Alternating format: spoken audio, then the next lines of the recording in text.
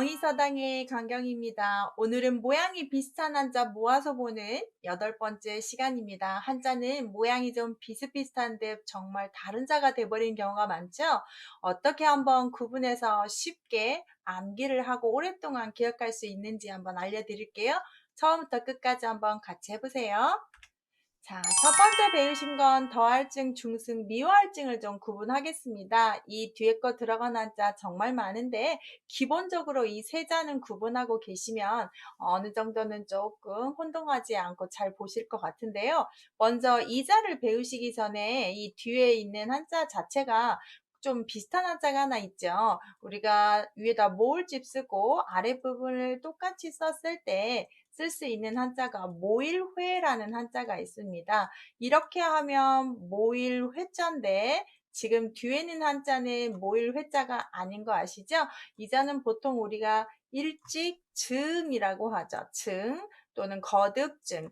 유래는 시루에서 썼다고 하는데요. 이 앞에 있는 한자를 그대로 쓰고 뒤에다가 기와 마자를 쓰면 우리가 옛날에 떡을 쪄먹는 시루라는 한자가 되었습니다. 그래서 얘를 시루중자라고 하는데 원래 지금 우리가 배우는 거듭증, 일찍증자는 시루증자의 원자입니다. 그래서 겹쳐지다인데 떡을 해보시면 알겠지만 이 아랫부분에다가 떡가루 넣고 고명 넣고 이렇게 보는 거였으면 그 시루에 구멍을 그렸고 거기에서 연기가 나가는 걸 그렸기 때문에 그런 그림을 한자로 했다고 합니다. 그래서 여기에서 가져갈 건 겹치다라는 말, 그 말을 좀 가져가서 흙토를 집어넣어서 흙을 겹쳐서 계속 쌓아 올리기 때문에 증가라든지 뭔가를 계속 더해가는 것을 뜻할 때 쓴다면 중승에서는 더할증을 쓰기도 하고 일찍증이라는 뜻이 있기 때문에 여기서 일찍을 좀 사용하면 더 빨리 외워지는데요. 이게 일찍 다른 것보다 빨리 쌓았다로 보시면 좋겠죠. 그래서 중승 같은 경우는 사람이 다른 사람보다 일찍 진리를 깨우친 사람이에요. 그래서 중승인데 보통 우리가 승이를 쓸 수 있는 단어가 뭐가 있냐면 중흥하고 관계된 한자인데 재밌는 말이 있어요. 우리가 스님을 중승이라고 하는데 높임말로 님자를 붙이죠. 그럼 뭐라고 부르죠? 승님 이렇게 부르는데 이 말을 계속 하다 보면 옆 사람한테 뭘로 들렸냐면 스님이라고 불러서 우리가 보통 스님을 스님 할 때는 원래 승님에서 왔다는 걸 알아듣는 것도 좀 재밌을 것 같습니다. 미활증은 마음이 쌓였는데 나쁜 마음으로 쌓여 있는 걸 뜻합니다. 그렇다 보면 자, 이 뒤에 있는 쌓여있다 거듭증을 외웠더니 증이나 승 발음을 하고 있고요. 흙이 쌓였다. 사람이 좀 뭔가 지혜가 쌓인 사람이다. 마음이 쌓였는데 나쁜 마음이 쌓였다. 증오할 때 쓰는 증자겠죠. 모아서 구분을 하시는데 앞에 뭐가 왔냐만 구분하시면 되고 이 앞에 있는 애들은 뜻을 구분해 줬으니까 그것만 구분하시면 됩니다. 비슷하지만 전혀 다른 한자니까 유념해서 보시고요. 자, 그 다음 한자를 보시면 닦을수와 멀유와 가지조자를 같이 보시는데 이 자체에 공통으로 들어간 한자가 이렇게 있습니다. 있지요? 이 자. 그래서 이 자를 어떤 자냐가 해결이 돼야 되는데 한자가 좀 재밌습니다. 바유라고 하는 한자인데 바라는 말은 순 우리말이고 지금은 이 바를 잘 모르기 때문에 것이라고 외우시면 됩니다. 지시대명사처럼 그냥 조사처럼 쓰는 것자인데요.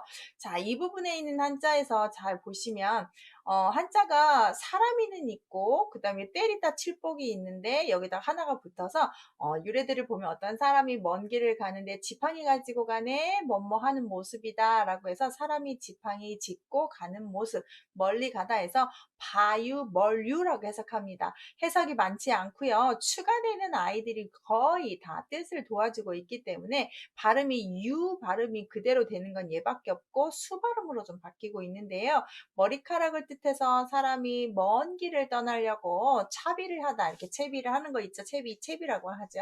갖추고 있는 모습에서 닦다에서 닦을 숫자라고 합니다. 우리 수신제가 치고 평천할 때 했던 한자고 마음심을 쓰게 돼서 멀리 마음을 떠내보내다 해서 유유자적하다 이럴 때 쓰겠죠. 가지도 같은 경우는 나뭇가지가 뜻을 줘서 나무 가지 조자인데 지금은 나무로 쓰지 않고 여러 가지라고 쓸 때 많이 쓰죠. 그래서 조목조목 조항 이럴 때 쓰는 조자가 되겠습니다. 한자가 상당히 비슷하고 급수도 좀 높은 한자인데 구분하는 방법은 위에 있는 한자가 발음 역할을 했고 아래에 있는 것들이 뜻을 도와줬으며 위에 있는 한자는 그닥 많이 혼자 쓰진 않는 것 같다까지만 정리를 하시면 좋겠습니다. 급수가 높아지면 바요자를 물어보긴 하는데요. 바라는 말은 것이란 뜻이고 또 어떤 책 보면 멀유라고도 나오는데 이렇게 중요한 한자는 아닌데 이렇게 세 가지 종류가 조금 같이 쓰여요. 옛날 부수였기 때문에 그런 것 같아요. 자, 그 다음 한자를 보시면 느릴련, 조정정, 뜰정, 언뜻 볼 때 특히 이 두 개를 많이 혼동하셨을 것 같습니다. 느릴려자는 그칠지의 변형자입니다. 그래서 민책받침이라고 하는 이 자는 천천히 걷다라는 뜻을 갖는 한자입니다. 천천히 걷다. 그럼 빨리 걷다는 여기에 점이 붙는 책받침입니다. 천천히 걷는데 그칠지잖아요. 아예 멈춰 서 버렸습니다. 그래서 아주 느릿느릿 가는 거여서 느릿느릿 걸어가다 한자를 다 집어넣어서 느리려는데 그칠지가 좀 변형이 되어 있으니까 여기 이렇게 한 번에 쓰기 때문에 꼭 조심을 하시고 느릴련자로 쓸 수 있는 말이 연계에다 연장되다 이런 말 할 때 쓸 수 있겠지요. 조정장 같은 경우는 이 부분이 막기림자에 여기 사람임만 쓰면 막기림인데 또 어떤 책 보면 사람이 우뚝 서 있는 모습을 그래서 우뚝 설 임자라고도 하는데 일단 뭔가 맡겼다라고 좀 볼게요. 어떤 맡긴 일을 빨리 말고 천천히 해나가는 것을 조정해서 해야 되는 일로 비유를 한 것 같습니다. 조정이라고 하면 임금이랑 같이 정치를 하는 곳이겠죠. 그래서 조정정. 둘이가 상당히 비슷합니다. 천천히 걷다라는 민책받침을 쓰고 길게 걸을 인을 쓰고 그치다라고 해서 느리게 가다를 쓰며 맡기다라고 해서 조정을 쓰는데 그 맡겨진 일을 하는 조정 사람들이 사는 집이 있습니다. 그래서 큰 집을 집어넣으면 뜰정이 됩니다. 제가 작은 집은 여러분이 흔히 아는 간머리라고 표현을 했고 이렇게 쓰면 아주 큰 집, 관공서나 나라와 관련된 집을 쓰는 한자예요. 그래서 아주 대신들이 정치를 하는 뜰이라고 보셔서 정원이 있다 할 때 쓰는 정자로 보시면 좋겠죠. 큰 집을 뜻하는 한자입니다. 마루종 도풀승 완전할 완자도 상당히 많이 구분을 해야 되는 한자예요. 여기에 있는 집이고 보일시는 조상을 상징하는 부수입니다. 제사 지내는 상 모양을 그렸다고들 하죠. 제사를 모시고 모든 조상들을 다 모아서 이 집에서만 합니다. 그래서 종갓집 종자입니다. 마루라는 말은 으뜸이라는 뜻입니다. 우리가 쓰는 마룻바닥이 아니라 으뜸 종자가 됐습니다. 보일시는 조상입니다. 조상을 모시는 으뜸집, 종갓집입니다. 거기다가 산이라는 한자를 더 집어넣어서 그런 종갓집의 가문이 아주 높고 엄하고 존귀하고 막 이런 말로 썼기 때문에 숭배하다, 숭상하다, 좋은 의미로 쓸 때 쓰는 숭자입니다. 같이 보셔야 되는데 가끔씩 이 마루종자를 세 번째 있는 완전할 완자하고 혼란스러울 때가 있어요. 아래 있는 한자는 으뜸원이라는 한자입니다. 으뜸이라는 한자를 갖다 보니까 집에 집을 으뜸으로 지으려면 완전하게 어떤 부실공사 없이 잘 완성을 해야 되겠죠. 집을 으뜸가게 만들다, 완전하다 이렇게 구분을 하십니다. 모양 상장이 좀 아닌 듯, 긴 듯 비슷비슷합니다. 보일 시자에서 조상을 좀 캐치하시고 산하시고 으뜸원자를 아시면 좋겠습니다. 으뜸원은 조금만 추가하면 이 부분이 사람을 뜻하거든요. 그래서 사람이 으뜸이다 이렇게 외우시면 돼요. 자, 더울열 이글스 복구로 다 보이기에는 위에는 복잡하고 아래는 점 4개구만 이렇게만 보이지 않으세요? 구분하셔야 될 겁니다. 더울려자에 있는 위에 있는 한자는 우리가 시물리라고 하는 한자인데요. 살짝 메모만 하겠습니다. 이 부분에 있는 한자는 구멍을 파서 땅속에다가 뭔가를 심어 놓다라고 하는 시물예라는 한자입니다. 시물예예요. 그래서 여기에 알환자 구멍이고요. 여기 육지를 뜻하는 흑토 2개가 있습니다. 그래서 이 부분에 있는 한자 점 4개를 써서 덥다라는 한자를 쓴 겁니다. 불을 심어놨습니다. 아궁이에 불을 지피니 얼마나 덥겠습니까? 이 글습도 보십시오. 여기다가 이렇게 불로 뭔가 가스불로 익히고 있는데 위에를 솥으로 보시면 좋겠습니다. 손 모양으로 보는데 우리는 보통 누구 숫자로 많이 아시는데 그건 나중에 생긴 말이고 솥입니다. 알환에 뭔가 끓이고 있고 뚜껑이 있는 걸 그린 겁니다. 그럼 뚜껑 덮고 불 지펴서 익혀요. 그래서 여러분 닭에다가 많은 영양분 넣고 하얗게 삶아 먹는 음식 백숙할 때 쓰시면 되고 계란 같은 거 익혀 먹을 때 반절 익히면 반숙이라고 할 때 쓰는 숙자가 될 거예요. 복구로자도 불에다가 볶고 있는데요. 여기에 있는 한자가 오발음이겠죠. 그래서 나가서 놀다라는 놀 오자고요. 급수가 좀 높아지면 이제 들어가면 다 오발음을 하는 거 보셨을 겁니다. 그래서 구분하는 방법이 지금 딱 볼 때는 아이고 왜 뭐 좀 네 개 다 있네? 위에는 다 똑같네 라고 보시겠지만 정확히 다른 한자들이니까 위에 있는 한자들로 구분을 하십니다. 이 더울열자에 있는 시물예자가 한 번 더 정리를 좀 할게요. 시물예가 다 들어가고 이 아래에 위아래에 뭔가 들어갔을 때 한자가 변하는 거 많이 보셨고 많지는 않지만 이렇게 네 자 정도 하면 거의 정리가 끝난다고 보시면 돼요. 권세세라고 해서 형세세도 맞고요. 힘력을 집어넣어서 권력을 가진 집이고 힘이 심어져 있다. 그 집의 힘으로 뭔가 해 나갈 때 권력 세자죠. 만약에 근데 제주해를 보시면 풀초하고 말할 운자가 추가가 됐네요. 풀을 심어요. 여기 심을 예라고 했으니까 풀을 잘 심는다는 건 농사를 잘 짓고 식물을 잘 가꾸며 뭔가 잘하는 사람입니다. 아래는 말할 운자입니다. 말 잘하는 것도 제주가 되겠어요. 그래서 농사 잘 심어 가꾸는 사람과 잘 말을 하는 사람을 제주 예자인데 여기서 약간 여담하면 저희 시어머니는 정말 식물들을 잘 기르십니다. 쓰레기 분리수거장에 가서 어떤 사람들이 좀 죽어가는 화초들을 이렇게 버리면 그걸 가져와서 예쁘게 살려내십니다. 정말 신기할 정도로 무성하게 자라서 꽃까지 피우는 걸 여러 번 봤거든요. 이 심는다는 거 대단한 재주 같고 아랫부분에 있는 한자 말할 운자 보시면 말 잘해서 승리하는 사람, 성공하는 사람, 예쁨 받는 사람 정말 많죠. 반대로 말 잘못해서 신세가 다 망하는 사람도 있긴 하지만 그래서 말재주 하는 걸로 외웠으면 괜찮다요. 그래서 제주의 자는 풀과 여기에 말하다를 추가해서 보시면 좋겠고 더러울 서는 위아래로 오드가 좀 들어가 있고 가운데에 심을 예자죠. 우리가 뭔가 심어요. 식물을 심고 농사를 하면 옷이 깨끗할 일은 없죠.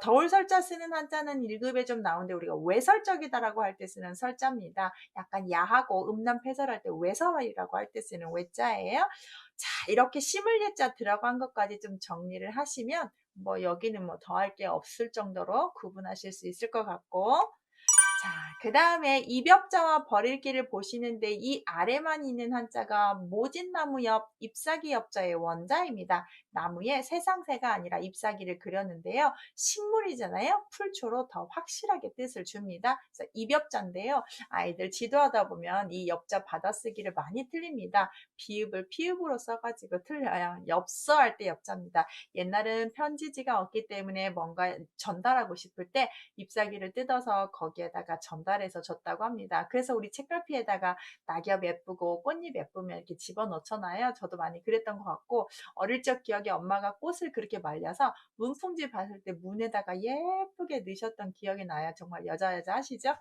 그럴 때 기억이 있어서 입엽자 저도 막 따라서 많이 모았던 기억이 있는데요. 버릴 기자가 좀 마음이 아픕니다. 한자를 잘 보시면 이 부분에 있는 한자를 좀 볼게요. 아들 자자를 뒤집어 놓은 한자고요. 그 다음에 여기는 나무 밑에다가 이 부분에 있는 한자가 아들을 이렇게 쌓아놓은 보자기 모습을 이불 모습을 그렸다고 합니다. 그러다 보니까 이렇게 갓 태어난 아이예요. 아들 자를 뒤집어 놨다는 건 지금 태어날 때 머리부터 태어났기 때문에 완전히 우리가 보통 떡액이라고 하는 그런 아이 영아를 포대기에 싸서 자기가 키울 수 없기에 뭐 옛날 같은 드라마나 영화 보면은 부잣집 앞에다가 버리잖아요. 그래서 나무 밑에다 버린다 해서 영화 유기를 한자로 좀 만든 것 같습니다. 그래서 이 기자가 쓰는 단어는 포기할 때 쓰는데요. 포기라는 단어의 유래를 보면 정말 아이를 버리듯이 내가 안 하겠다고 하는 게 포기니까 여러분 쉽게 포기하시면 안 됩니다. 내가 아이를 버리듯이 그것을 버려버린다는 뜻으로 한자는 보기 때문에 어마어마한 뜻이죠. 되도록이면 포기하지 마시고 끝까지 한번 해보십시오. 한자가 좀 정말 마음 아프게 유래가 좀 있습니다. 자, 다리 위, 울읍, 끌고 갈 랍 상당히 쉽게 보이지만 앞에 있는 한자들을 잘 구분을 하셔야 되겠어요? 사람이 서 있는 그 사람의 지위입니다. 땅지를 써도 그 땅지에 지위 지자가 있어서 어떤 위치에 있느냐, 어디에 서 있느냐. 회사에 가면 부장님과 과장님과 팀장님과 사원들의 자리가 달라요. 어떤 모임에 가면 배석마다 의자가 좀 다르면서 배석 배치가 또 다르죠. 그래서 그 사람이 앉아 있는, 서 있는 자리가 되고, 무릎은 서서 울고 있습니다. 갑자기 뭔가 이별을 했다거나 내가 어떤 준비 없이 이별을 하고 헤어져야 할 때 우는 울음으로 해석을 많이 합니다. 앉아서 우는 것도 슬프고요. 서서 우는 것도 슬프고, 입을 둘러쓰고 우는 것도 슬프고, 엎어져서 우는 것도 슬퍼요. 다 슬픈데 서서 정말 소리 없이 눈물을 닦으면서 배웅을 한다든지 이별을 할 때 쓰는 울읍자인데, 저는 이 울읍자를 보면 영화도 생각나긴 하지만 군대를 보내는 아들들을 보면서 엄마들이 눈물을 훈련장에 보내고 계속 서서 손 흔들면서 울잖아요. 저도 조만간에 그럴 것 같은데요.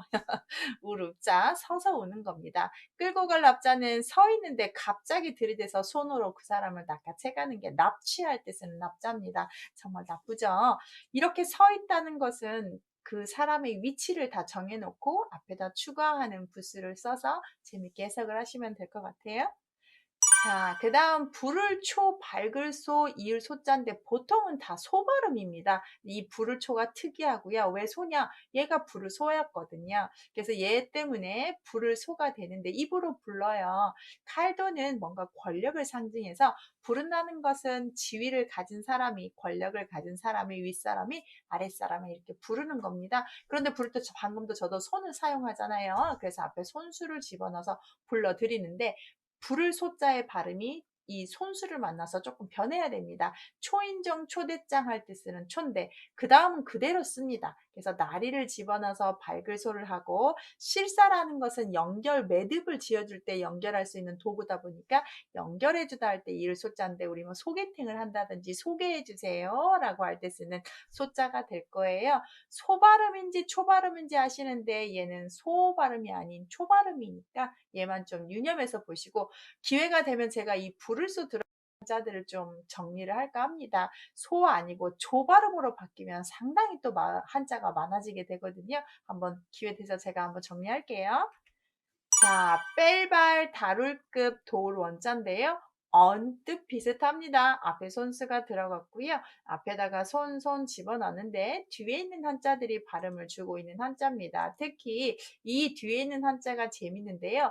개가 도망간다 해서 개 달아날 발이라는 한자입니다. 쓰는 획순이 특이해요. 이렇게 쓴 다음에 여기를 쓰고 그 다음에 이렇게 써서 점을 찍어야 됩니다. 개가 도망가는 모습이고 이것만 빼면 개견자죠? 검정색 잘 보시면 개견이 될 거예요. 자, 이쪽이 보세요. 하나, 둘, 셋. 개견이죠? 막대기로 이렇게 때렸더니 도망가네 발자에서 얘가 들어간 발입니다. 털어발도 그랬고 발발음을 할 거예요. 뺄발은 선발하다, 뭔가를 발췌하다 이럴 때 쓰고요. 다룰 급자는 손으로 잘 다루는데 뒤에가 미칠 급 어디에 도착할 때까지 하나도 뭔가 손상되지 않게 다루는 건데 택배에 많이 써 있습니다. 취급주의라고. 그럴 때 취급할 때 쓰는 급자가 되겠습니다. 일상용어인데 쓰라고 하면 좀 쉽지 않고요. 도우런자는 앞에 손수 쓰고 뒤에 있는 한자가 돕다라는 뜻이 한자죠. 위에 손톱조도 손이고요. 또우도 손이고요. 이자도 손입니다. 그래서 이건 이해원이라고 하지만 도우런의 원자고 정말 더 손을 집어넣어서 돕다인데 응원하다 할 때 많이 쓰죠. 응원하다 이럴 때 도와주다. 도와줄 때 정말 힘 필요할 때 손 하나하나가 얼마나 고맙고 힘든 도움이 되는지 모르죠. 그래서 도우런자를 그렇게 외우시면 되겠습니다. 자, 남길류 보낼 겸 쪼출추를 좀 보지요. 여기에 보면 책받침이라는 한자를 들어가면 다 움직이고 뭔가를 하는 한자입니다. 남길류자는 여기에 있는 한자 자체가 뭔가를 남기고 가는 한자인데 여기 벌레충으로 쓰지 않게 조심하시고 삼태기 괴라고 많이 하는데 뭔가 많이 쌓아놓은 모습이에요. 그 다음 돈을 쌓아놨어요. 많은 재물을 남기고 갑니다.